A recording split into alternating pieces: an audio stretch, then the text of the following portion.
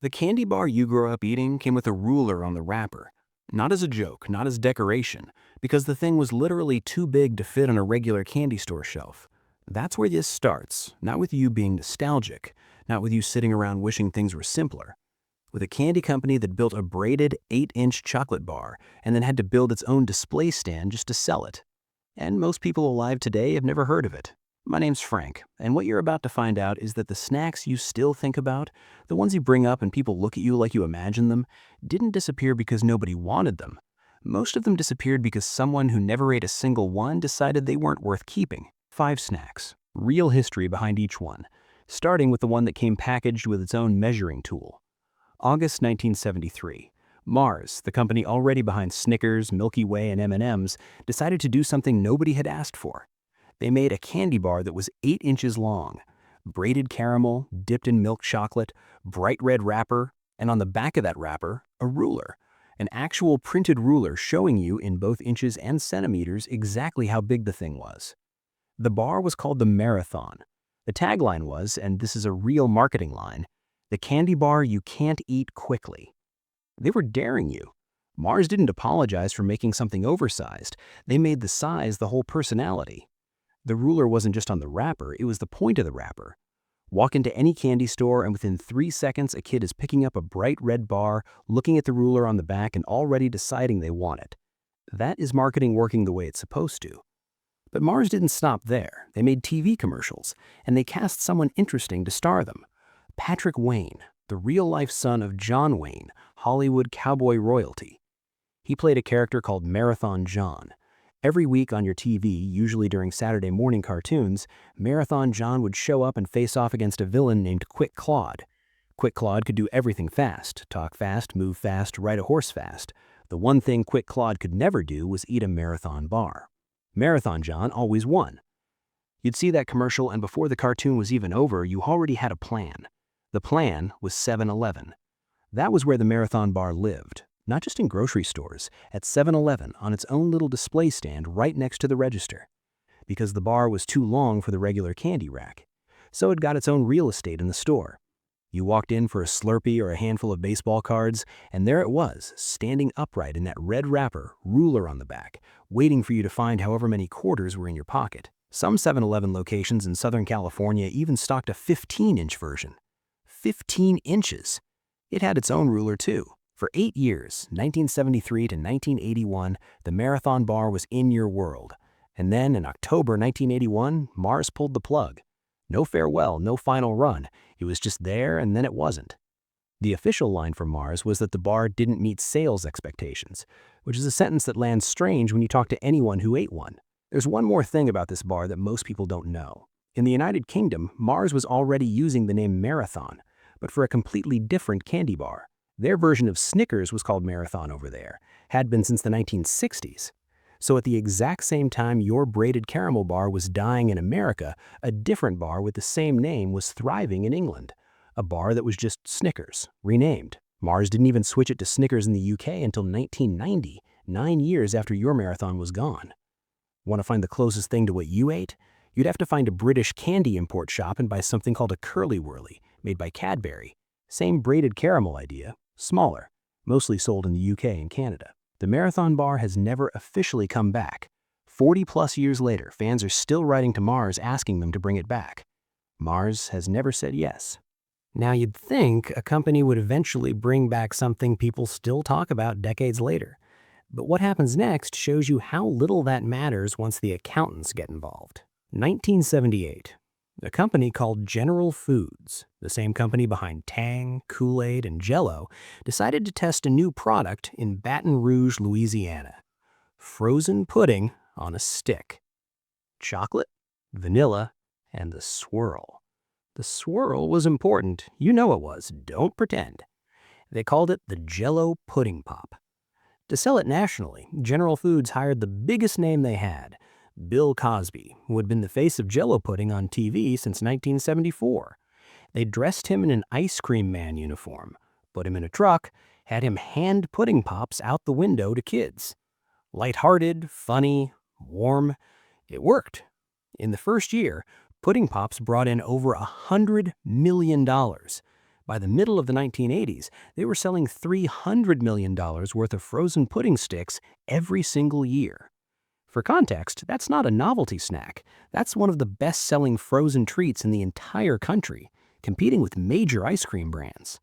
And you could find them everywhere. Your grandma's freezer always had a box. The grocery store, freezer aisle, school friends' houses.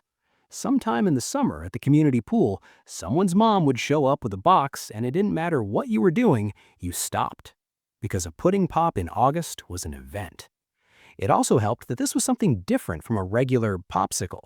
It wasn't icy, it wasn't fruit-flavored water. It was pudding, creamy, smooth, frozen onto a stick. The texture alone made it feel like something special. A dozen of them cost $1.99 in the early 1980s. You could ask for one and not feel like you were asking for too much. Now here's the part that should genuinely bother you.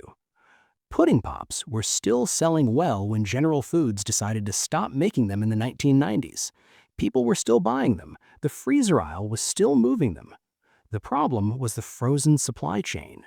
Refrigerated trucks cost money. Freezer storage and warehouses cost money. Maintaining the equipment to produce frozen products cost money. At some point, all of that started eating into what looked good on paper, even when the product itself was still popular. So they killed the snack that was still loved, still selling, still a part of your summer, because the math in a spreadsheet stopped adding up. Not because you stopped wanting it, because the freezer was too expensive to keep running. In 2004, the popsicle brand tried to bring something back and called it a pudding pop, but people who remembered the original noticed immediately. The shape was different, the texture was different, the whole experience was off. By around 2011, those were gone too. If you want to make your own version now, there are popsicle molds you can buy and pour Jell-O instant pudding into. It is not the same. You will know it is not the same within one bite. Some things don't survive being rebuilt from scratch. The Pudding Pop story is a company pulling a product while it was still working. But the next one, that's a company killing a snack while it was still being discovered. And it involves a box of popcorn that ended up in the Louvre. 1968, a company called Lincoln Snacks, based in Lincoln, Nebraska, already had two pretty solid popcorn products on the market, one called Fiddle Faddle and one called Poppycock. Good names, normal names, snack names. Then they came up with a new recipe, sweet, buttery, yellow glazed popcorn with no nuts, just the popcorn coated in this bright yellow glaze, crispy, light. And they had absolutely no idea what to call it. So they did something unusual. They went to Chicago and held a competition. They opened the door to every major advertising agency in the city and said, "Give us a name and a look for this snack." A small agency, Hervis, Benzer, and Churchill, walked in.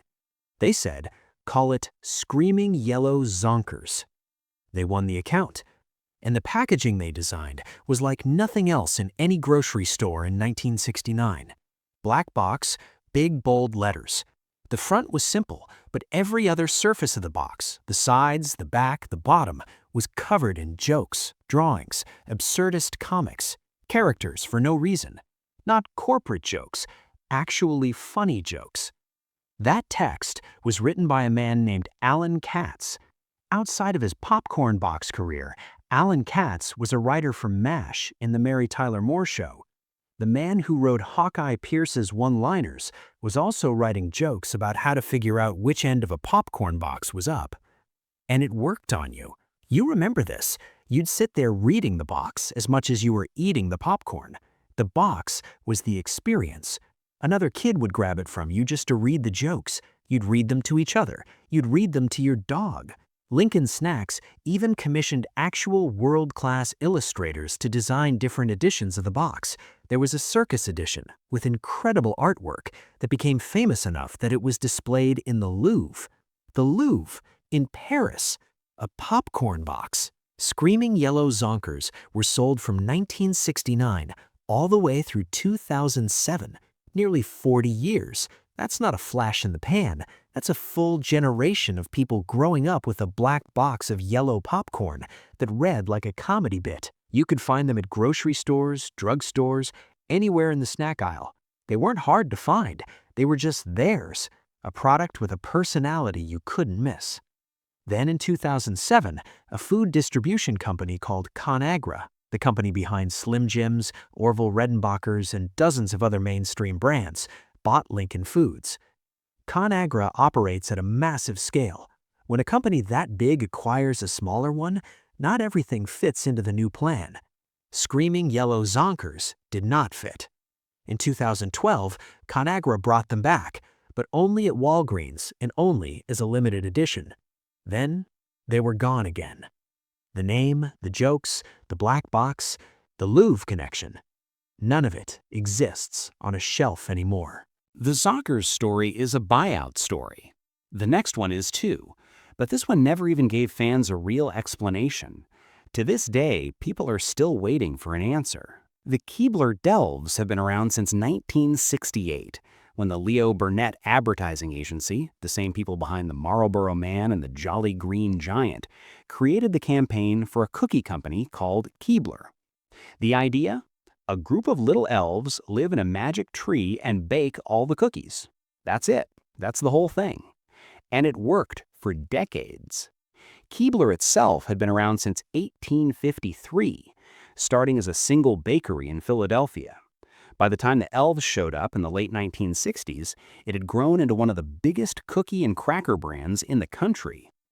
Then in 1989, they released a cookie that people are still upset about losing. A shortbread cookie, crisp on the outside, and inside a pocket of warm chocolate fudge. No decorations, no icing, nothing on top. The whole magic was entirely on the inside.